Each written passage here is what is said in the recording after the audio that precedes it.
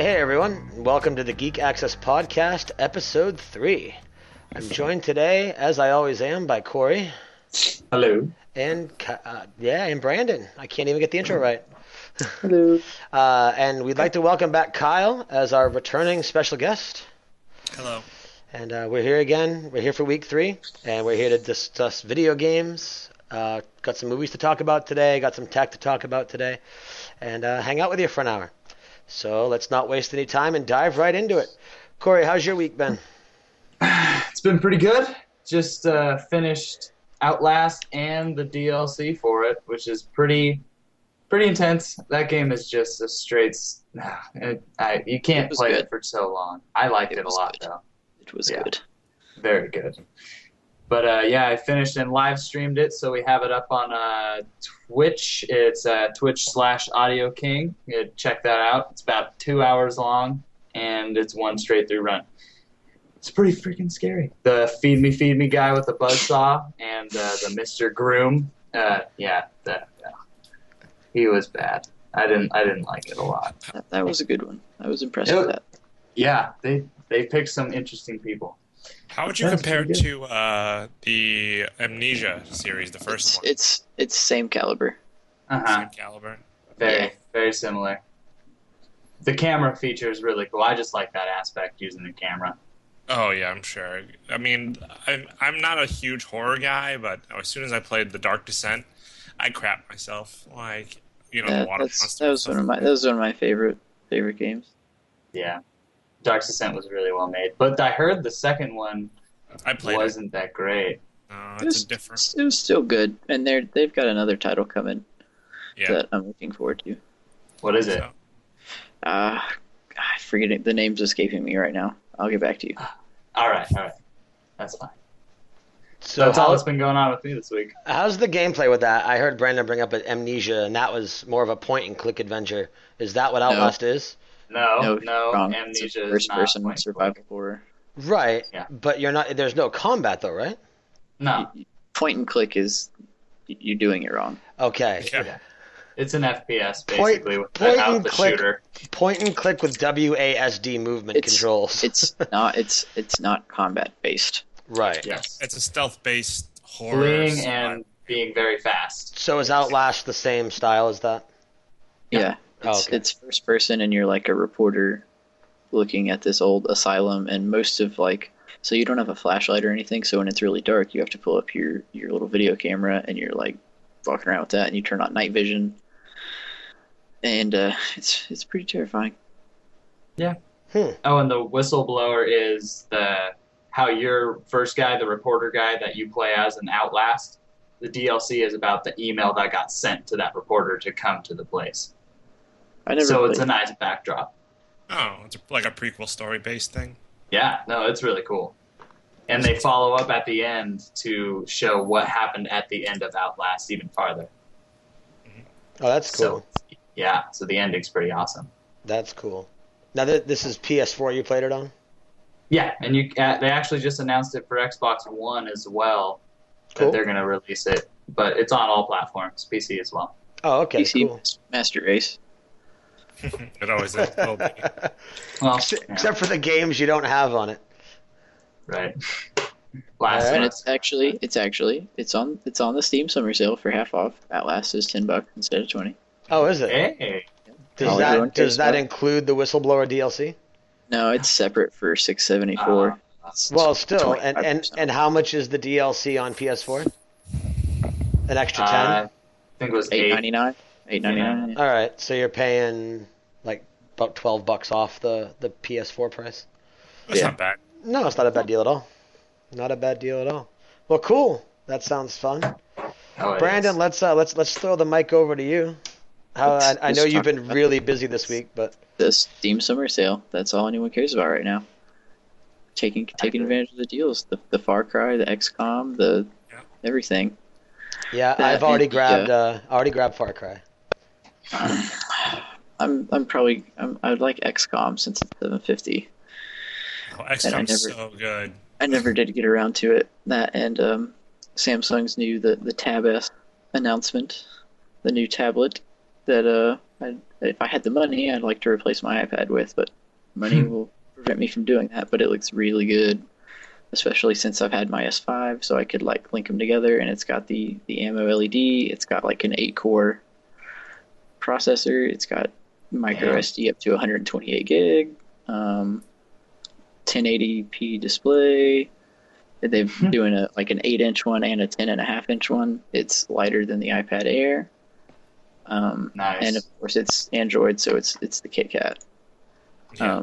But it looks really good. It's supposed to come out in the next, I think it's the 27th, so I think a week from today it comes out. So they were just doing pre-orders, so obviously no hands-on yet, since I don't have that kind of access. But a lot of the preliminary reviews are very good for it, and it looks really good. They're going to do it in white and like that Samsung bronze. Cool. Nice. So that's kind of the biggest thing for me recently, was seeing that and kind of wanting that, even though I can't have it.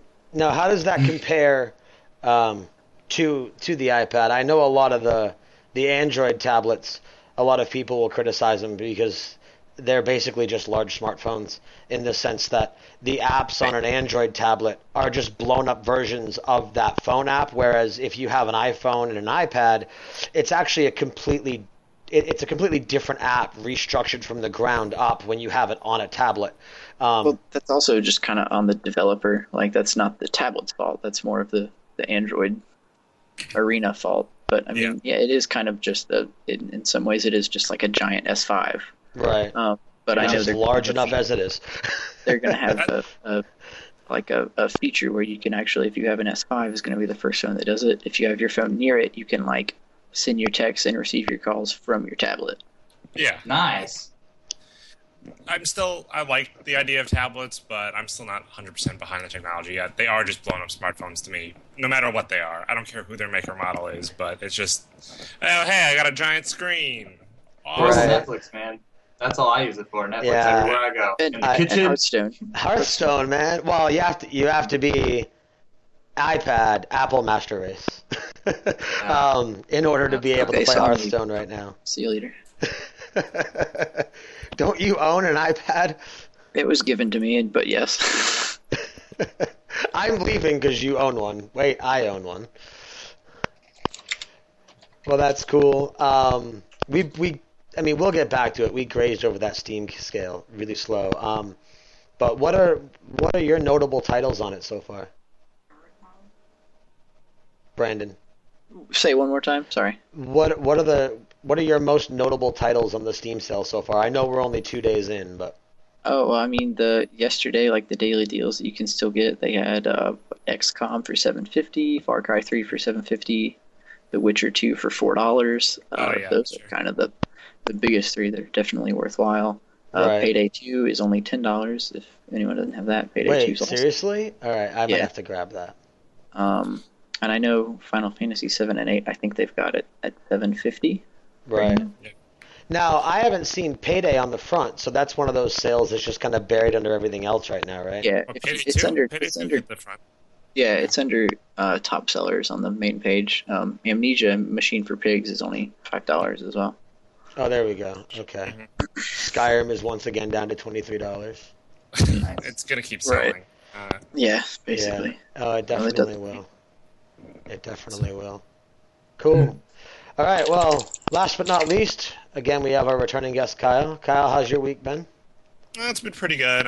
Traveled a bit, but I guess for games, I did go through and buy The Forest and played that in its early alpha, and it was interesting, if anything. The gameplay was it's version 0.02, so it's like early. So it's really early. Everything in the game, it's like mixed Minecraft with Rust and like survival horror, but the AI isn't that good. If you get a tree stump and you run around a circle in the tree stump, they get stuck and you just cleave them to death. So I never really had any trouble. Wait, I'm confused. I thought Rust was Minecraft mixed with survival horror. Yeah. So you're remixing survival horror into it? Yes, I am saying that. Okay. It takes the zombies out of Rust. You know that, right? Yeah. I haven't played it since. In The Forest, it's like cannibals. Right, like tribes people. Yeah, but I did everything you could in that. I built all the log cabins and did all that stuff, and then I said, "Yep, I'm done in like 2 hours." But Oh it's wow, that's quick. yeah. Well, when we had You just bored multiplayer, by the lack of natural progression. yeah. Well, you could. There's only like 20 things you can build, and you can explore, but the item limit's like 30. So That's kind of why I've been waiting on it. I kind of wanted to let it get developed a little bit more. yeah, I said I'd do it, so I did it, and I regret it a little bit.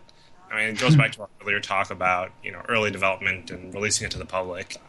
Well, Right. you did all the doing you had to do. Yeah, so It's that old. What was that Popeye thing? I'll pay you tomorrow for a burger today. It's like, I'm glad pay- you got pay- to pay you Tuesday.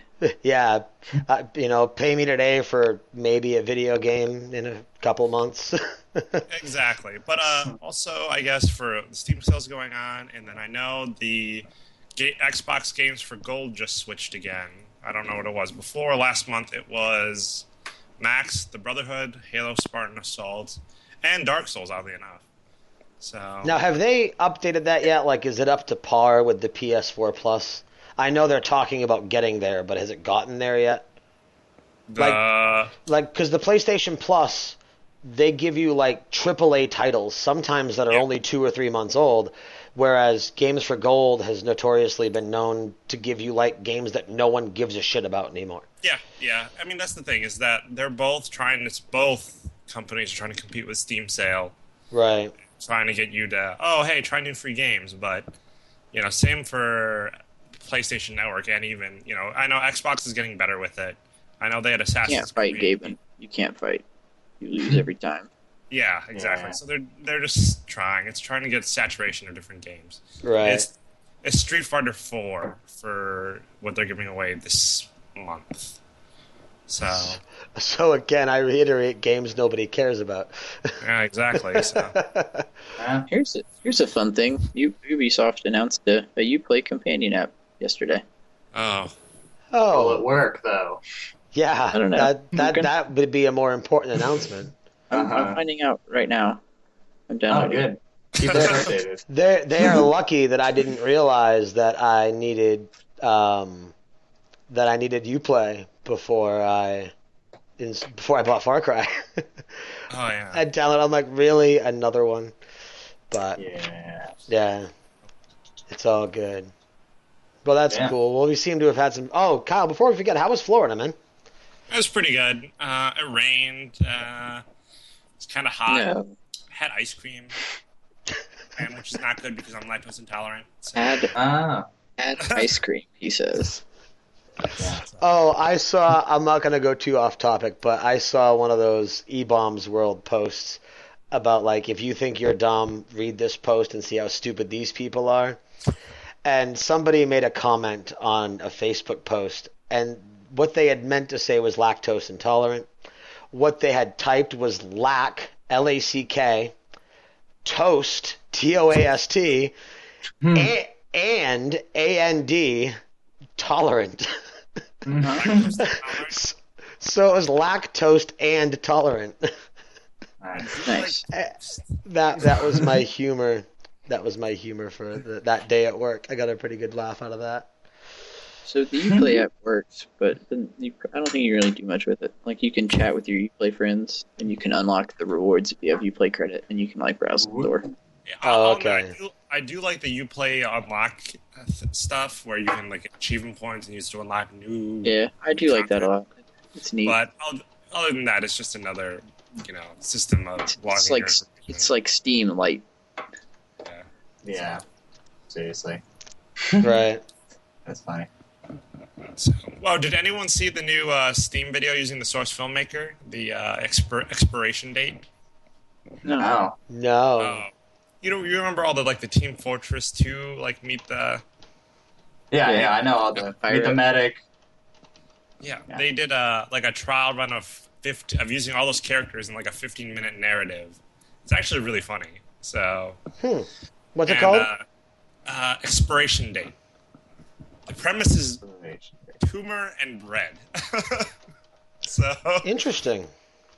but Sounds like Team Fortress. it's really funny, and Ashley Birch is in it, The girl from Hey Ash, What You Playing? So No idea. yeah, it's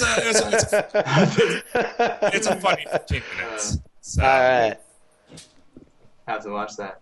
That's pretty cool. Well, that's cool. Oh, new PS Plus games revealed for next month.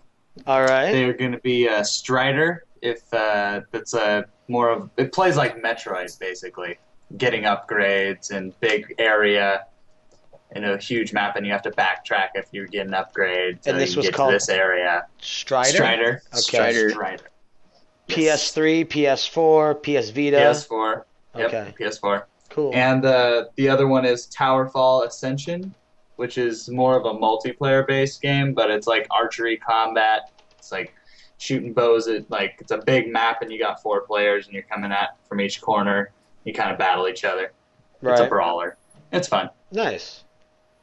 Now I assume those are both indie. They sound indie. Basically, yeah, I think they're pretty indie. Any big budgets announced for next month yet? Nothing. No, not yet. They're usually pretty quiet about those till we get close to the month. So Yeah. I'm looking for something good. We'll see how it goes. But yeah, that's definitely cool. Speaking of PlayStation, I picked up EA's UFC this week. Lame. So much. Lame? What? Lame. No. When you're 5'2" and you have an emo haircut, you don't like it when big muscular men fight. All right, snake bites. Yeah, that shit would hurt. Anyway, no, so much better than THQ's, which is surprising because for the longest time THQ and Ukes did really good with the wrestling games. Yeah. And the UFC is more like wrestling than boxing. But this was done by the same crew that did Fight Night Round 4. ooh, Yeah, and it is phenomenal. A lot of variance in the move controls. Your left directional as well as all 4 of your trigger buttons add variance to different types of swings, and whether it be head, chest, leg, left side, right side. because the Fight Night groups have always been very good with their control schemes, no matter Yeah. what game you played, which is always very interesting. Yeah, it's really good. It's very, very realistic. Graphically, it's awesome. I've done some live stream, and I've got a couple recorded videos up. I am getting I refuse to go into a game at the easy difficulty level, so I'm getting my ass kicked. That's the way you gotta play it, man. Yeah, Always hard. yeah, but It's too hard as well. yeah, but I'm enjoying it. The grapple system is a lot of fun. The counter system is a lot of fun.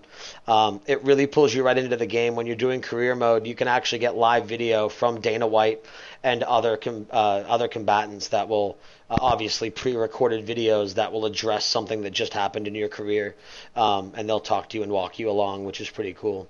So I'm Well, I enjoying guess that. I guess that's neat. You guess what? I guess that is neat. Yeah. Well, I mean, are you not a fighting game fan, or you're not a UFC fan? I played Marvel vs. Capcom and Street Fighter for a living for a couple of months. Okay, but so I don't like UFC. I think it's okay. lame. Okay. That's really funny. Usually the lame comment gets reserved for the fake wrestling. Usually. That is also lame. But the coolest feature I want to point out, and then I'll move on, is they have this system called Rivalries mode, which actually, Corey, when you pick it up at the beginning of next month, I'm looking forward to kind of doing this, because what you do is you challenge your friends that are on your friend list, and it keeps track of every time you fought them, and you build up that rivalry, and it keeps track of win streaks, losing streaks, how close certain fights were, and how fights were determined. Nice. Yeah, and it builds that up, and you can unlock different things by building up big rivalries. So Right. that's a I'll really kick cool your ass feature. on that. And compared to other PS4 games I've played, the Show 14 or 15 was a little sluggish online. They had some server issues. There was one other game that it was a little joggy, but so far the few fights I've done online, completely flawless. You can't even tell you're playing an online fight. So That's pretty very sweet. much enjoying it. That's pretty good. I'll give you Yeah, that. it's nice when you see it working well. Yeah, I'll give you that. For sure. Yeah, and then aside from that, this week I was playing some Pixel Junk. So, Oh, Pixel Junk. Pixel Junk. Does anybody else It's have fun. experience with that, or is it I just me don't. and Corey? No. All right. Corey, so me and you will Yeah. talk about it a little bit. Yeah, you're liking it. You're a lot further ahead of it than I am. Yeah, just a bit. So it took me a little bit to get used to the controls. You were in chat with me. I was getting a little frustrated at first. You sure were. You're about to throw your controller down. I don't want to play this anymore. Yeah, but I stuck with it, and it was getting pretty fun. See. So those first couple levels, is that, I mean, obviously the physics of the levels change, but is that basically what you're doing as you go? Yeah, you're a little ship, and you're set off into you got levels and zones, like you start in a world, like basically Mario basis, world 1-1, and you go off and you're supposed to save these humans, and it's a 3D, like, you look like it's like a top-down, so you're in 3D, you control the direction you're going with your left stick, and the angle, or like what position you're facing with your right stick. So, and you go around picking up the little green people, and if you save them all, then you get to open up the next level, and then it just carries on. Well, you don't have to save them all, because I ended up shooting a few. Well, you're supposed to save them all. I think you get a higher score. You get more of the jewels that unlock the levels. Now, is this a PS4 exclusive or a PlayStation exclusive? I think it's on Steam. Is it on Steam? I don't think it's on Steam, actually. I'll check or right now. Or even Xbox, yeah. Because I think I'm certain Kyle would enjoy it. And I think Brandon. Well, I'm thinking of picking up PS4 for Project Beast and The Last of Us re-release, but The Last of Us re-release looks so beautiful. Mm-hmm. Yeah. So, I know Project Beast is the next Souls game, which is going to be. They picked up, Corey. They picked up the. Did you ever play Demon Souls? It's not called Project. They already announced it, dude. Were you not there? Yeah, the project name is Beast, but it's not. It's like Bloodborne. Bloodborne, yeah. Oh yeah, sorry, but that's the way I was identifying in my brain for like a month. So I understand. That's how it was for me too. So yeah, that looks like a really good game. Quick-based combat. So and instead of great. Yeah, was it the focus of, and the old director or creative director is back, so they're switching from more defensive combat to like fast-paced combat. So it's going to be more like a in your face, like a beat 'em up, but at the same time, yes, being very close to death a lot of the times. That's what they were saying. And it's basically in like Victorian like difficult era. So you can have like guns and blunderbusses and stuff. So yeah, it's cool. Very cool. Brandon, I have to ask, is Amber aware that she is on every video recording that we've done so far? I don't think so. I'll make her aware. That's good. Every week. This week she's on, you're right. Apparently you've been in the video like every week. Really? You're cute though. That's Brandon's thing. Yeah. That's Brandon's thing. Well, see, he's trying to balance it out because he's so godly horrible to look at that he puts her in the picture. So gives you some perspective. There we go. That he flipped a coin and got lucky. That's right. That's right. All right. Well, let's bust into the news a little bit. We've gone pretty long. Corey, you talked about something about with cable TV dying, and streaming television. This whole, I mean, I've heard it talked about in other places. The whole like just cut the wires, like the unplug mentality. What brought it to your attention this week? My buddy was talking to me actually. He was so anti-internet, anti-everything, and I was just trying to. Seriously, it was a long battle, but it took a year, and I got him internet. Showed him YouTube, showed him Netflix, and his whole life has just. And now he has a beard. This person, like, and now he doesn't know what to do with himself. He's just like, I can watch everything, like right now. All like, the you're porn. Right, but all the porn in the world. Well, that that too. You gotta ease into that. You can't let someone jump into that. Yeah, so basically, that's like going full retard, dude. You never go full retard. Oh, it's the Ark of the Covenant to somebody that's new. It's like, Speaking of full retard, did anybody see the Netflix show by Ricky Gervais called Derek? Oh yeah, I saw the first episode. I'm not a huge fan of like cringe humor. He goes full retard. Ricky Gervais goes full retard, and you don't do that. You never do that. Know. Wait, hold on, Kyle. You don't like cringe humor? Like too much of it. So are you not like a Daniel Tosh fan? I'll watch it sometimes, but not like overly. Okay. It's not like Daniel Tosh like that. That shows it's really weird. It's based in an old folks' home, and he's he's a retarded caregiver. It's actually a sweet story, but I just can't. No, it's that social awkwardness that I'm just like nope, bailing. You don't know if you should post to laugh at him or not half the time because he like shows you a YouTube video and he like gets all into it, and you're just like, is that funny? I don't know. It's funny. Well, I guess also that's the difference between like British humor and American humor, Yeah, they push the button a little bit on awkward. It's more self-deprecation and self-satire than anything.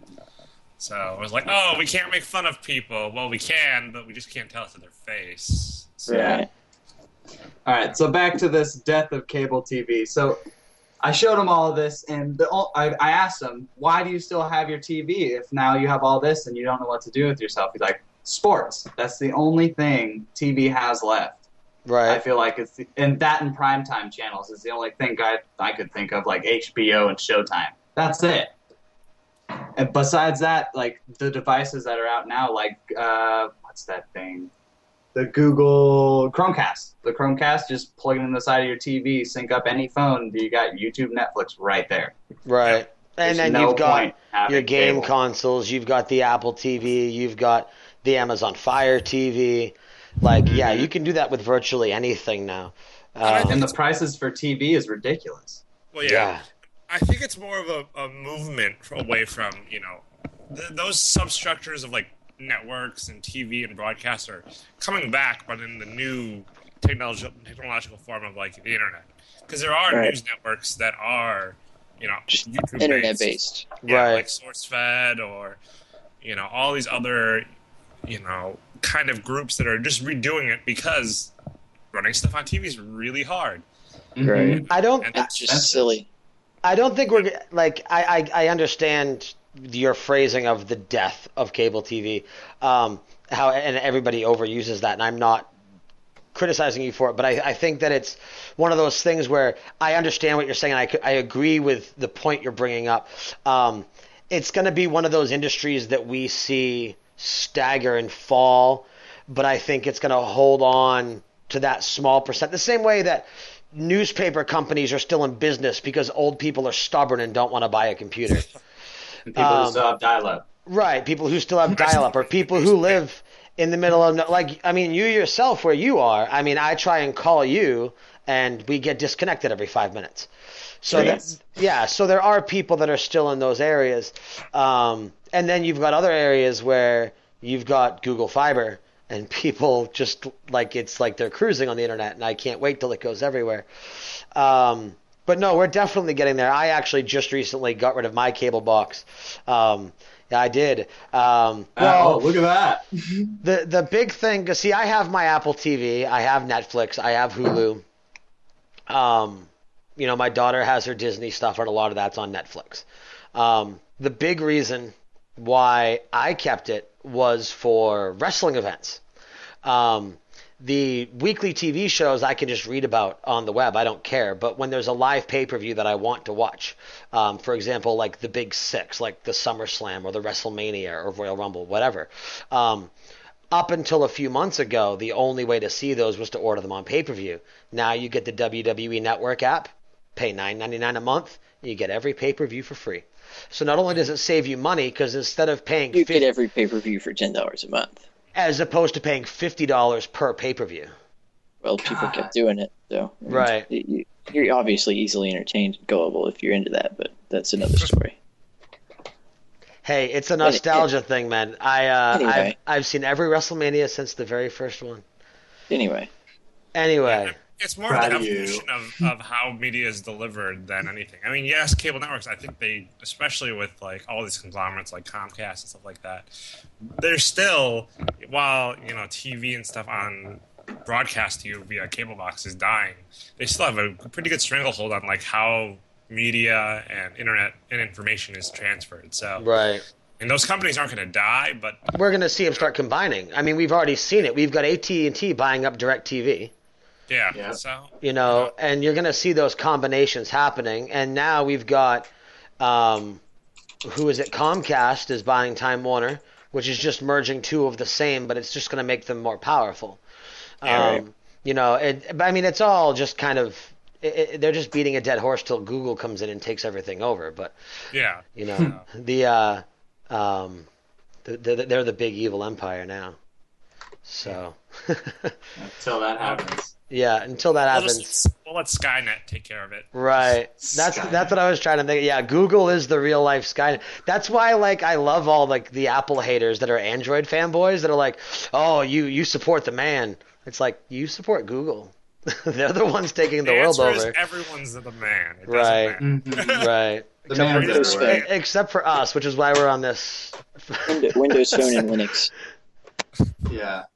Well, Yeah. It's so fun, but so useless. Yeah. Unless you know servers. everything with it. Servers is awesome. Right. So Indeed. I guess we should probably get back to games, shouldn't we? Or something, yeah. Well, even just tech, but just move it along. Who is it? Brandon brought it up, and I know he's got a major hard-on for it. You already touched on it, but was there anything else about the tab that you wanted to talk about? Not till it comes out. Right. Do we know specs on it? I'm just going to be insulted because you obviously weren't listening to me earlier. Did you mention the processing speed? Yeah, you weren't listening. Yeah. Did he really? Yeah. I was pulling up show notes. All right, I apologize. 8-4. I'll go back and re-listen to it. It's an 8 cores because we talked about it. I know we talked about it. I didn't remember. Well, no, because I wanted to compare it to the A7 chip, and I didn't remember you mentioning the processor. That's why I didn't remember, because I didn't make the comparison. It's okay. It's because you gone. weren't listening. Well, what is its processing speed compared to the A7 chip? I forget the speed. I'd have to pull it up. Give me a second.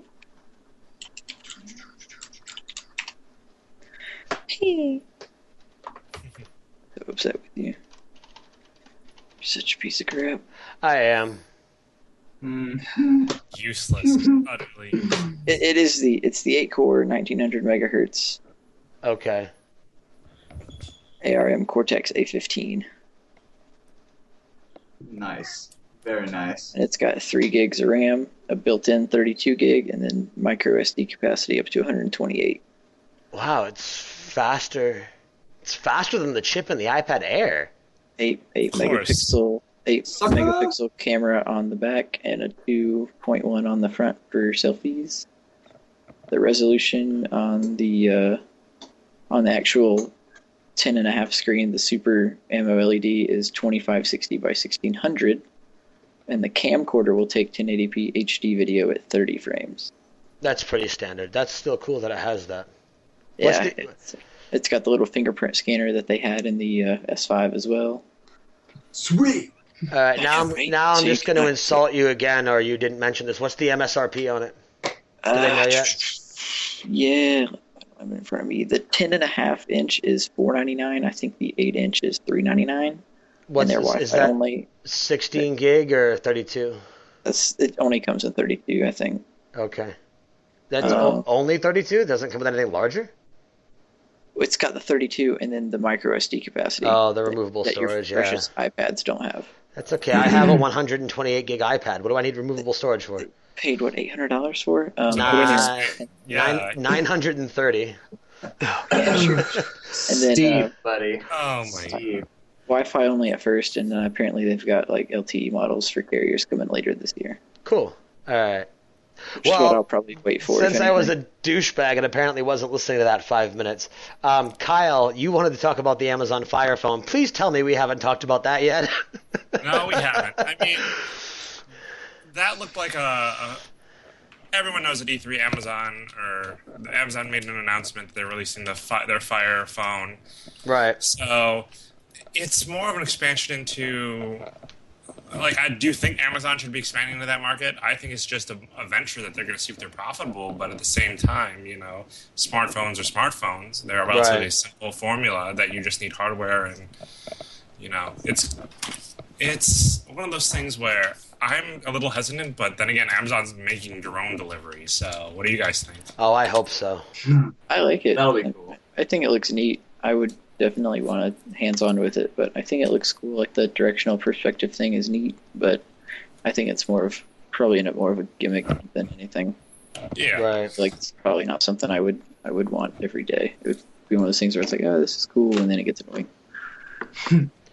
Yeah, I mean, I'm looking at it right now on Amazon, on the Amazon Prime page. It's $199 to $649. That's normal in price range. AT&T at the moment, only 32 gigs, but interesting perspective, and it looks like every other smartphone, which is like a black box. So, are they going to come up with their own utilities? But at the same time, it's all Android. So, it's just another layer for them to expand into the market. I mean, they're doing Amazon Fresh, they're doing Amazon Prime and TV, Amazon Drone, and they have the money to do really whatever they want. So they're taking over. Amazon's the man. I found an article on VentureBeat. Now it's too long for me to bother reading now, but I'm definitely going to read it later. The headline is Amazon's Fire Phone might be the biggest privacy invasion ever, and no one's noticed. Well, yeah, Amazon tracks all of your the whole thing is now you kind of got to they just assign each person a drone. Yeah. Now here's my thought. This is unbiased. Everyone knows I'm an Apple bot, and that's fine. But from an unbiased perspective, on one hand, I want to say in any market, more competition is good because it drives creativity, it drives innovation, it drives everything in that direction. We're going to, cheaper prices, et cetera, et cetera. On the other hand, do we need another smartphone that looks like every other smartphone on the market? I mean, we have HTC, we have Nokia, we have Motorola, LG, obviously Apple. Google makes their Nexus phones. I mean, we've got all these companies that, aside from the OS, obviously you have your iOS on your Apple devices, and then whatever random candy Google wants to select for a name on its Android phone. What is it? Is it Jelly Bean now? Is that the current one? Kit Kat. Yeah, there we go. Break me off a piece of that. Yeah. Do we need another one? I mean, again, but isn't there enough innovation on the market? Yeah, I mean, that's really what my point was getting at, is that, in truth, with competition in smartphones, that's where all the attention is now. So, of course, Amazon's going to do it. But will they succeed or not? I don't know. But I guess in the end, for competition and developing new products, it's always healthy. You're not going to get people to say, what do we need to do now for this year or the next 2 years to make money? Well, we could try smartphones. I was like, oh, Bob has a great idea. Let's try smartphones for like 3 years. Well, now, maybe directional perspective will become a thing with Android and iPhones. Right. And Windows Phone. Yeah, that seems to be... Oh, I totally forgot about the Windows phones. Like, I did say Nokia, didn't I? So, yeah, because, I mean, now with Apple doing the thumbprint scanners, some of the Android phones are doing that as well, right? Yeah. Yeah, the S5 has a fingerprint scanner. Yeah. I don't use it, but it's on it. So I have the S5. Bump map, and was it like a high-res photo of a fingerprint and like a bump map, and you can like just press it on? Not with the Apple one. The Apple one has to detect a pulse. You can't do it with a dead finger. I think the S5 is the same way because it's got a heartbeat monitor in it. Right. Too. Yeah. As soon as they released that, they had. Yeah, it's more high tech than like the old school ones that laptops used to have. Oh yeah. Yeah, So, but it's still not. And Apple unveiled something with iOS 8, which hold on. Do you really? Foot just said that you get a free year of Prime with the purchase of the Fire Phone. Really? Ooh. Yeah. So you get believable. you get $100 off the phone. Shout outs to Josh. Yeah, that's cool. Yeah, nice. Good job. Yeah, I like that. But back to really quick, what I was saying is Apple unveiled that in iOS 8, they're going to unlock the fingerprint scanner so apps can use it, which completely baffled me because their whole point and their rebuttal to people saying privacy invasion. Yeah. Was they were like, well, it's completely secured and it can only be used by iOS. It cannot be enabled in apps, so people won't be able to have apps that steal your thumbprint. Now they're Sure, like, it well, can't forget be. it. We'll open it up for apps. You just gotta. We kind of. I think as a society, we should just abandon the whole notion of your information is safe when you put it out there. You have to take your own steps. Nobody's gonna protect you. You have to Right. take your own steps to do it. Right. So, of course, when you have smartphones and you have computers, you have to know that when you put your information out there, there's a good chance that somebody's got it. So Right.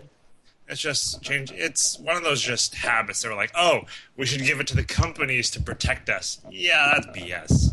Right. Yeah, Sure there's a level there's a happy medium. I mean, I think somebody who is like, oh, everything needs to be absolutely private 24 hours a day, that's a little overcrazed. But there is a level there that there is some privacy that we should be able to hold on to. Oh yeah, and it's also a thing of paranoia and self-importance. That, in truth, if somebody stole my information, what are they gonna do with it? Like, Yeah.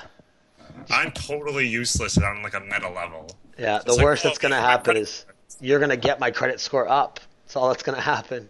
I have credit, so I don't really.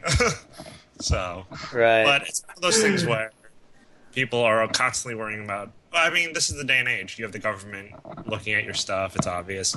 You have, at the same time, though, you have Amazon and Steam saying you like these games, buy this. Right. So Yeah. it's all about convenience. I've noticed it with Google.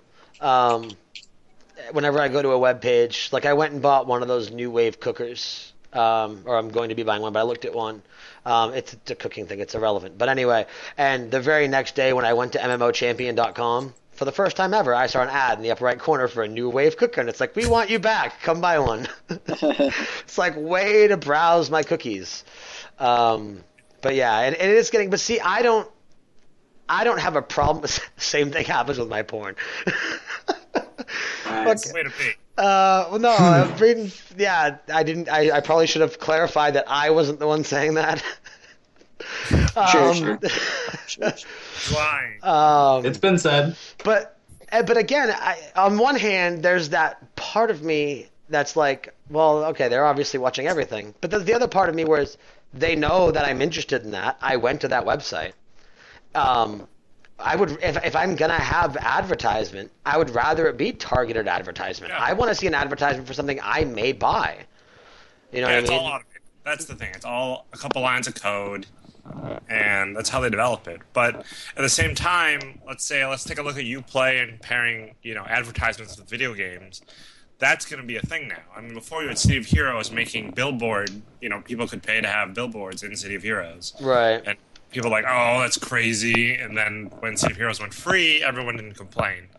Right. But Right. now you have pairing your smartphone with all the video games you play now, like Assassin's Creed or Watch Dogs, or all the new titles like Destiny that are coming out. It's all going to have smartphone advertisements or stuff on screen. So it's just one of those things where that's the way the world's moving. That's Right. the easiest way to generate revenue. So Yeah, it is. It is, and it keeps things cheaper. And I mean, this going from Xbox 360 and PS3 to PS4 and Xbox One.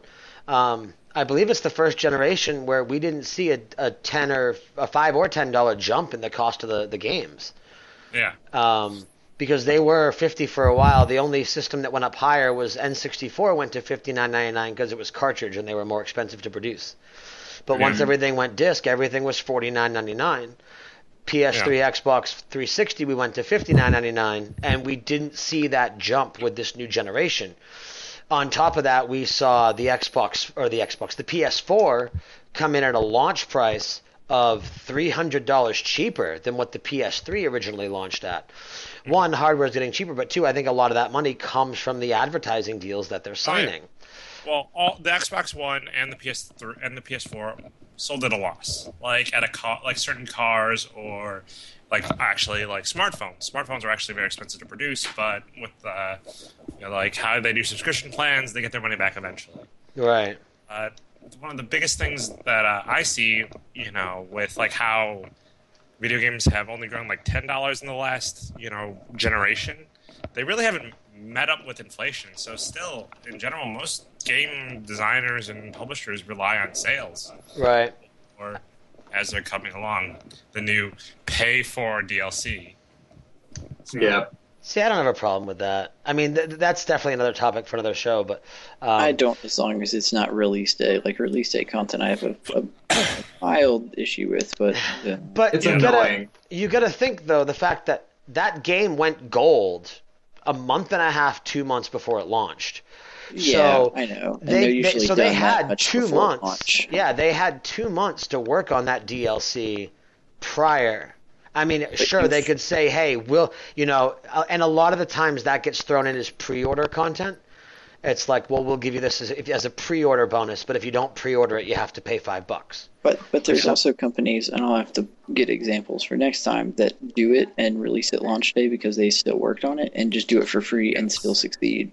Right. And then there are companies that, you pay like the 99 cents and then literally all you download is like a 700 kilobyte file because it was an unlock code for stuff that was already on the disc. Yeah. See, that I have a problem with. If it's just unlocking something on the disc, obviously it was completed when the game went gold. But if it's a physical download, then it may not have been done in time for printing. Really quick, Kyle, on something you said. Actually, this is an article from back end of May. PlayStation 4 is already profitable for Sony. It's the fastest in history of a system becoming profitable for its creator, because usually they're losing money on them for at least a couple of years. So, it said as of April 13th, it has been profitable. Mm-hmm. So that's good for Sony. I think that's a very interesting look at like the console wars, or as people would say it was. Usually it's, from the breakout, one dominates the other for a good generation, and then it switches back and forth, or a new contender comes. So we'll see.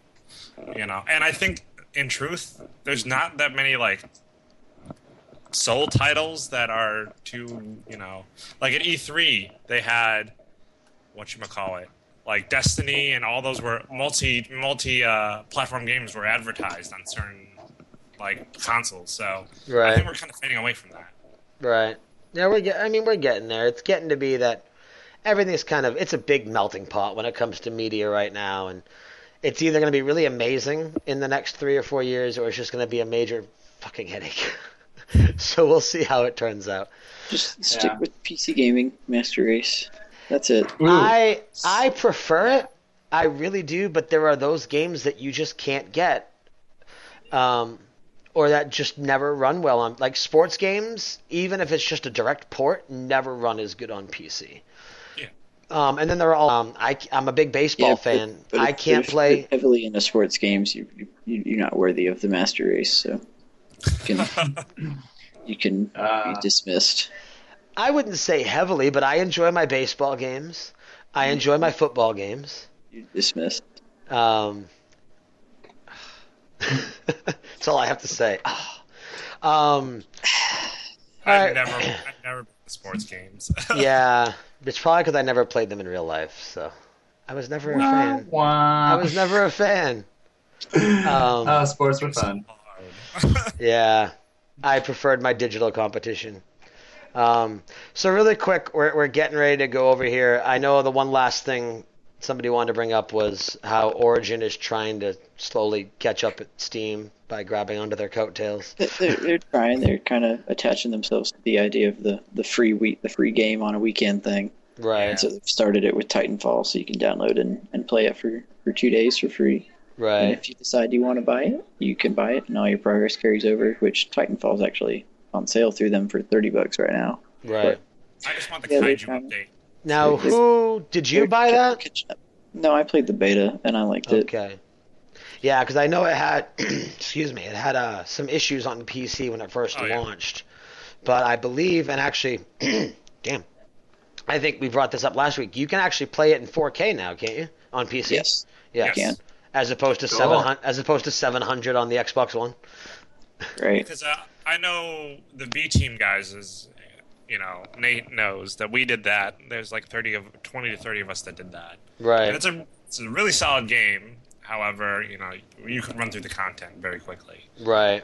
So I mean, I do want the next. There's been the exposure of like the next patch or the big patches where you're going to have horde mode where there's going to be giant monsters and it's robots versus monsters. So Right. I'll go back for that, and then for now the game's kind of dead to me and a lot of other people. Yeah. Right. I'm not into FPS enough. I'm just waiting on Siege to play another first-person shooter. I probably would have picked it up. One, I was really interested to see what the original Infinity Ward guys could do. But two, and it would have been dumb fun for at least a couple weeks. But I wouldn't have even played it for a couple weeks because it launched the Tuesday before Diablo 3's expansion pack. So I'm like, you know what? It's not even worth it. I was like, I'm going to play it for 5 days. I'll pick it up down the road. Didn't really have a chance. Yeah, and that you see that a lot when you get a new IP, even though it's a known developer. Well, I mean new but known people within the developer. It just got squandered by the giant that is Blizzard, which happens so often. It's still really sold. It sold very well for a first title, and they're gonna make another one. Did it sell really well on PC, or did it really sell really well on consoles? It sold really well on consoles, PC. I believe they broke even. Yeah. So it's overall a very profitable game, period. Right. And I think they really benefited from like the Xbox One and the PS4 beta release where, hey guys, this game's coming out, it's open beta, and you can just download it. Well, there was no PS4, it's an Xbox One exclusive. Oh yeah. Oh, you're right. Sorry. Well, yeah. Titanfall 2 will be not Xbox and exclusive. Titanfall 2, that's what I was thinking. Which is going to be a big nail in the coffin for the Xbox One because it's one of the few exclusives it has that anyone gives a shit about. Yeah, I mean that's the thing. What's that?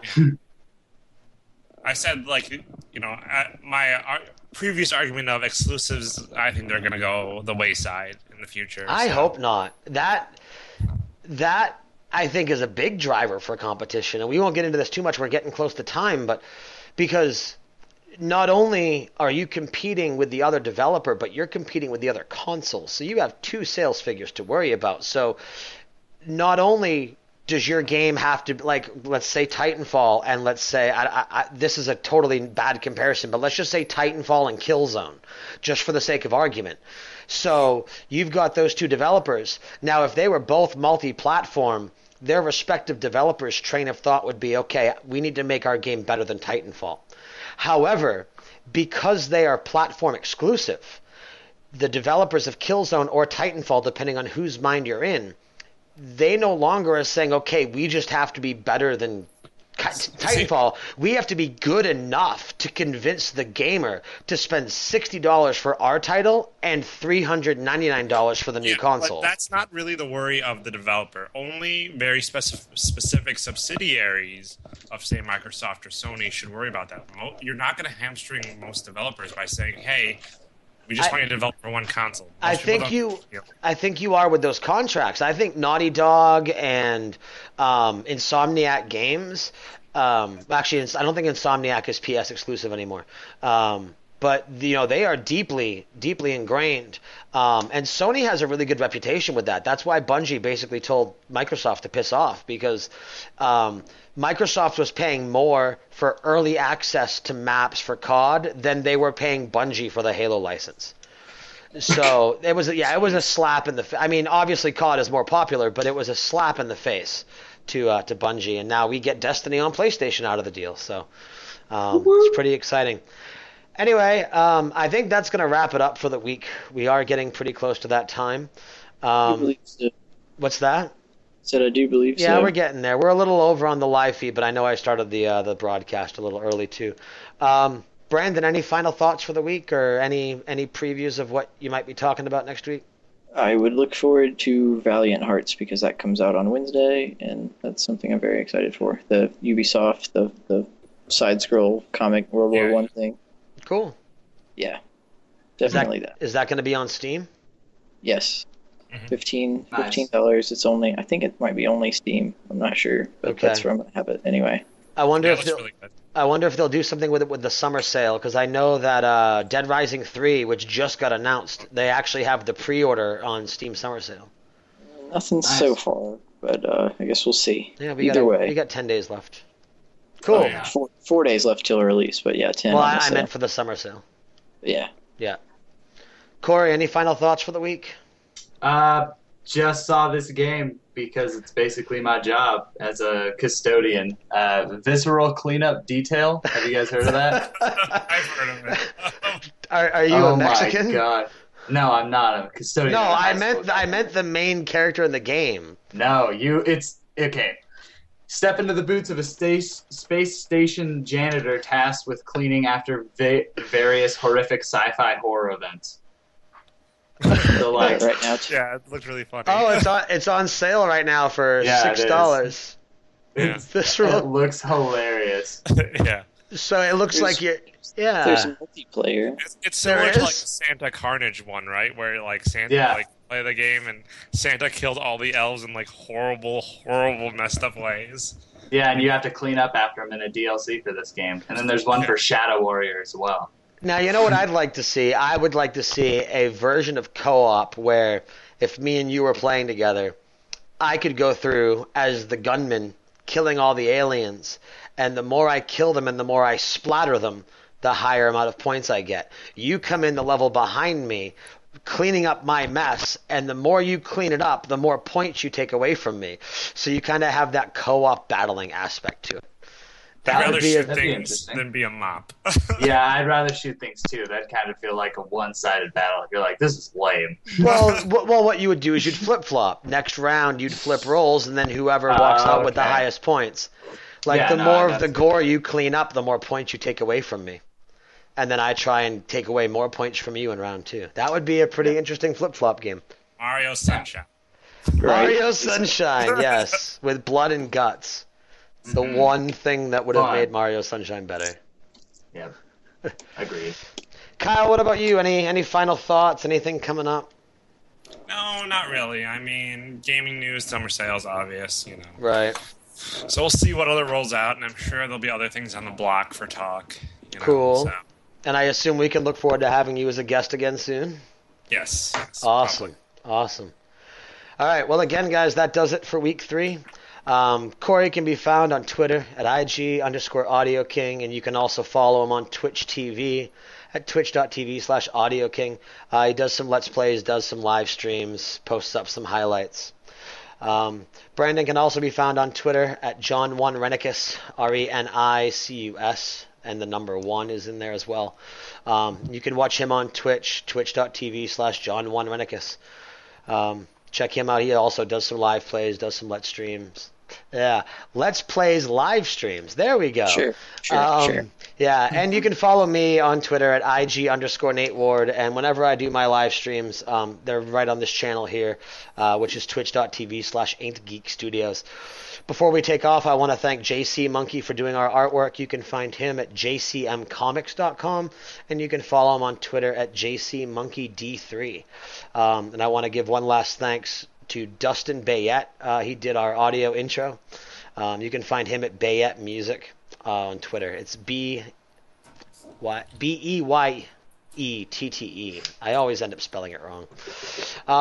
Before we give our final goodbye, I do want to give a big shout out to our patrons. You're helping support us each and every week. You're helping bring our show to life, and we definitely want to thank you for that. If you are not currently a patron and you would like to become a patron, you can go to patreon.com/geekaccess. Anything from 5 cents per episode to whatever you want to give, and we appreciate you no matter how much you do. Get cookies. You get. Don't promise cookies. People will be emailing me for that shit if you promise cookies. Forward them to me. But that's going to do it for week 3, guys. Kyle, thank you again for coming on. And Corey and Brandon, I will talk to you guys in about 3 minutes after I kill the live stream. Sounds good. See you later. Yeah. Bye, everyone. Bye.